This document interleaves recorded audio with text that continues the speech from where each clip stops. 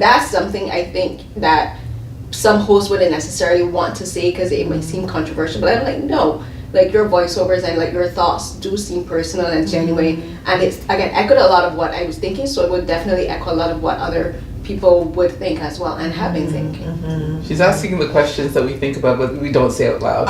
Or you do, like I say it on Twitter, but but people that are like hosting, like doing these kind of interviews won't necessarily say, because they want to be like not necessarily politically correct, but they want to seem more. They don't want to seem antagonistic, and they might see those kind of questions as being antagonistic, but I don't, because I'm like, you're asking genuine questions that concern the Black community. Yeah, and I think it's also the freedom of having a POV show, right? Like we say very from the beginning, like this is a point of view show.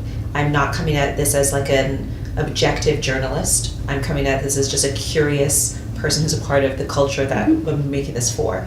And so I think that gives me a certain kind of freedom, as opposed to if I was in a news show where, you know, there's this expectation of a certain kind of distance and objectivity.